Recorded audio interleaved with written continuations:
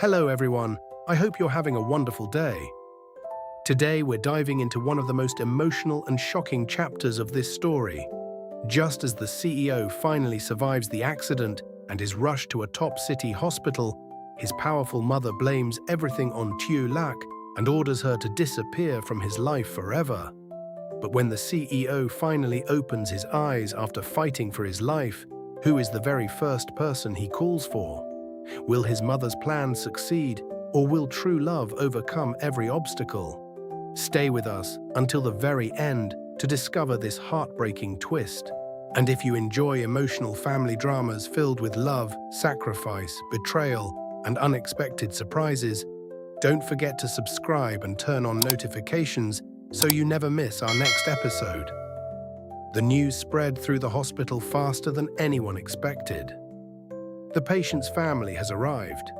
Several doctors immediately walked toward the elevator. Moments later, the doors slowly opened. A group of bodyguards stepped out first, clearing the hallway without saying a word. Behind them, the CEO's mother appeared. She wore a black suit, her face calm and composed, but anyone looking closely could see the fear hidden behind her eyes. She ignored everyone around her. Her eyes searched only for one room, the intensive care unit. When she reached the glass window outside the ICU, she froze. Her son lay motionless beneath countless medical devices. The confident young man who had once challenged her authority now looked pale and helpless. For several long seconds, she simply stared. Her fingers trembled slightly. One of the doctors approached carefully. "Mrs. Chairman, the surgery was successful, but his condition remains unstable. We recommend transferring him to the central hospital in the city. We have more advanced neurological specialists there." She nodded immediately. "Prepare the helicopter. No delays." The doctor hesitated. "There are still procedures," she interrupted him. "I said now." Her voice remained calm, but no one dared question her. Not far away, Tieu Lac had just returned from buying food for the villagers waiting outside. She saw several luxury vehicles pulling into the hospital. Then she noticed the familiar woman stepping out. Her heart immediately tightened. She knew exactly who it was. The CEO's mother slowly turned. Their eyes met. Neither woman spoke. The silence between them felt heavier than any argument. Finally, the older woman walked toward her. "So, you're Tieu Lac?" Tieu Lac respectfully lowered her head. "Yes." Before she could say anything else, a sharp sound echoed through the hallway. Slap! The entire corridor fell silent. Tieu Lac staggered backward, one hand instinctively touching her burning cheek. The villagers gasped. Even the nurses stopped moving. The CEO's mother looked directly into her eyes. "My son left this village healthy. He nearly died after meeting you. Tell me, how many more times must he risk his life because of you?" Farmer Min immediately stepped forward. "Madam, please don't misunderstand. The accident wasn't her fault." The woman turned toward him. "You call it an accident. I call it consequence." Her cold gaze returned to Tieu Lac. "Since the day you entered his life, he lost his company. He lost his position. He lost his family. And now, he almost lost his life." Every word pierced Tieu Lac's heart. She wanted to explain, she wanted to defend herself, but nothing came out. Deep inside, a painful question slowly formed. What if she was right? Meanwhile, doctors continued preparing the emergency transfer. Medical helicopters landed on the hospital roof. Additional specialists arrived from the city. The situation had become critical. One physician approached the CEO's mother. "We're ready." She nodded. "My son leaves immediately." Tieu Lac instinctively stepped forward. "I want to go with him." The CEO's mother answered without hesitation. "No." Tieu Lac stared at her. "He needs someone familiar." I'll take care of him." The older woman's expression never changed. "He already has his family. You are not part of it." Those words struck harder than the slap. Tieu Lac felt every villager watching her. None of them knew what to say. The village chief quietly spoke. "Madam." She stayed beside him every moment. "She deserves." The CEO's mother raised one hand. "I appreciate what the village has done. My company will compensate every expense." The village chief frowned. "We're not asking for money." She looked at him calmly. "Then this conversation is over." The ICU doors opened. Doctors carefully pushed the CEO's bed into the transport elevator. His breathing remained dependent on machines. His eyes never opened. Tieu Lac rushed toward him. Before anyone could stop her, she gently held his hand for one brief moment. "I'm here. You promised. You promised you'd come home." A tear landed softly on his blanket.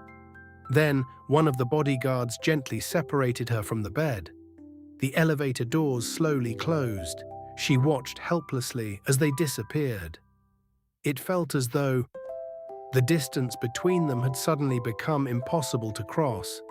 The helicopter lifted into the grey afternoon sky. Every villager stood silently watching it disappear beyond the mountains. No one moved, no one spoke. Farmer Min quietly whispered, "He'll come back." The village chief sighed. "I hope so." But even he wasn't certain. Hours later, the helicopter landed on the roof of the city's largest hospital. An entire medical team waited. The CEO was immediately transferred into one of the country's most advanced neurological units. Dozens of specialists reviewed his condition. His mother remained outside the room without leaving once. For the first time in years, she looked less like a powerful businesswoman and more like a frightened mother. She quietly touched the glass window. "You stubborn child. You've always forced me to worry." Late that evening, Tieu Lac finally arrived in the city with several villagers after driving for hours. She stood outside the hospital entrance. The building was enormous. Security guards filled every entrance. She took one step forward. Immediately, a bodyguard blocked her path. "I'm sorry, you cannot enter." She looked confused. "My husband is inside. The chairman has given strict instructions. No visitors, especially not Miss Tieu Lac." The words echoed painfully.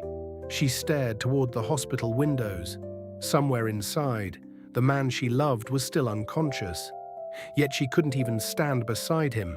Her eyes slowly filled with tears. Just then, the CEO's mother appeared at the entrance. She walked down the steps with quiet confidence, stopping only a few feet away from Tieu Lac. For several seconds, neither woman spoke. Then the older woman finally broke the silence. "If you truly love him, leave." Tieu Lac's voice trembled. "I won't abandon him." "You already have." The older woman's reply was cold. "He followed you. He abandoned everything. And now, he lies between life and death." She stepped even closer. "If you stay near him, he will never have peace." The wind blew softly across the hospital entrance. Tieu Lac lowered her head. Tears silently fell onto the cold pavement. Then the CEO's mother said the words that shattered what little strength she had left. "If my son wakes up, I don't ever want him to see you again." Tieu Lac stood frozen outside the hospital entrance. The words of the CEO's mother echoed endlessly in her mind. "If my son wakes up, I don't ever want him to see you again." For several long moments, she couldn't even breathe. She looked past the security guards toward the towering hospital building. Somewhere inside, the man she loved was fighting for his life, yet she couldn't even hold his hand. Farmer Min slowly walked beside her. "Tieu Lac, let's go home for tonight." She shook her head. "No. I'll stay here." "What if he wakes up? What if—" He asks for me." Her voice broke before she could finish. The villagers looked at one another. No one had the heart to force her away. So they quietly remained with her outside the hospital. As evening turned into night, they spread blankets beneath a nearby shelter. No one complained. If the CEO had once stood beside them through every hardship, then they would stand beside the woman he loved. Meanwhile, inside the intensive care unit, the CEO remained unconscious. The rhythmic beeping of the heart monitor filled the silent room. His mother sat alone beside the bed. For the first time in many years, there were no company meetings, no shareholders, no business reports, only a mother and her injured son. She reached out and carefully adjusted the blanket covering him. "When you were little, you always ran faster than everyone else. You climbed trees. You refused to listen." A faint smile appeared on her face. "And every time you fell, you still stood back up." Her smile slowly disappeared. "So wake up. This isn't the time to lose." A single tear slipped quietly down her cheek. She quickly wiped it away before anyone could see. The following morning, the hospital director entered the room with several specialists. "We've reviewed all of his scans. The swelling in the brain has started to decrease." His mother immediately stood. "So he'll recover?" The doctor hesitated. "We're optimistic. But when he wakes up, we don't know what neurological effects may remain. There could be memory loss. There could be temporary cognitive impairment. Or he may recover completely." Everything depended on time. She slowly nodded. "I understand." Outside the hospital, Tieu Lac hadn't slept all night. She sat quietly on a bench, holding the small stuffed rabbit that belonged to their daughter. She had brought it with her, just in case he woke up. She wanted him to see something familiar. Their daughter had insisted before leaving the village, "Give Papa Bunny, so Papa won't be lonely." Thinking about those innocent words made Tieu Lac cry all over again. Late that afternoon, the CEO's mother walked out of the hospital. She found Tieu Lac still waiting. Her expression remained firm. "You haven't left." Tieu Lac slowly stood. "I can't. I promised him I would always be there." The older woman sighed quietly. "For your own sake, stop waiting." Tieu Lac looked directly into her eyes. "I love him." The older woman answered immediately. "If you truly love him, then let him go." Silence followed. Cars passed outside the hospital. People hurried by. Yet for those two women, time seemed to stop. Finally, the CEO's mother spoke again. "My son has another life waiting for him. He has responsibilities, a company, a family name. He cannot spend the rest of his life hiding in a village." Tieu Lac gently shook her head. He wasn't hiding. He was finally happy. Those words caught the older woman off guard. For a brief second, she couldn't answer, because deep inside, she knew they were true. She had seen the photographs, his smile in the strawberry fields, his laughter holding his daughter, the warmth in his eyes, a smile she hadn't seen in years. But admitting that truth would mean admitting her own mistakes, and she wasn't ready. That evening, she returned carrying a document. She handed it toward Tieu Lac. "What is this?" "A settlement." Tieu Lac didn't take it. "I don't want money." "It isn't only money. If you sign, my son will receive the best medical treatment. Your village will continue receiving business support, the warehouse, the city store. Everything will remain." Tieu Lac slowly looked up. "And if I don't sign?" The older woman's voice became colder. "Then every agreement ends. No more transportation, no more distribution, no more investment. The village returns to where it started." The villagers standing nearby were stunned. No one had expected such conditions. Farmer Min stepped forward angrily. "So you're threatening all of us?" she answered calmly. "I'm protecting my son." Tieu Lac stared at the document. Her hands trembled. She thought about the villagers, the warehouse, the city store, the hundreds of families who had finally escaped poverty. She remembered the CEO's words. "They trusted us. We can never betray that trust."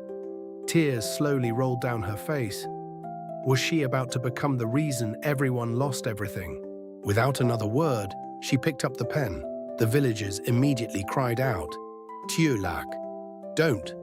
The village chief reached toward her, but she gently shook her head. "If one person has to suffer, it should be me." She lowered the pen toward the paper. Just before the tip touched the signature line, a nurse suddenly burst through the hospital entrance. "Mrs. Chairman, Miss Tieu Lac." Everyone turned. The nurse was breathing heavily. He moved again. This time, he opened his eyes. For a moment, nobody moved. The document slipped from Tieu Lac's hands and fluttered onto the ground. The CEO's mother stood completely still. "What did you say?" The nurse smiled through tears. "He's awake." But the smile slowly faded. "There's one problem." The hallway fell silent. The first words he spoke were, "Where is Tieu Lac?" The CEO's mother slowly closed her eyes. Everything she had tried to separate had returned in a single sentence. And behind the hospital room door, a far greater confrontation was only just beginning. After the CEO is critically injured in a devastating accident, his powerful mother rushes him to the best hospital in the city, determined to control every aspect of his recovery. Believing Tieu Lac is the reason her son lost everything, she blames her for the tragedy and cruelly orders her to leave his life forever. Despite being denied entry, Tieu Lac refuses to abandon the man she loves and waits outside the hospital with the villagers. The CEO's mother even offers a settlement, demanding that Tieu Lac disappear in exchange for protecting the village's future. Heartbroken but willing to sacrifice herself, Tieu Lac prepares to sign the agreement. Just then, the doctors announce that the CEO has finally regained consciousness. However, his very first words leave everyone stunned. Where is Tieu Lac? Will true love finally break through his mother's control?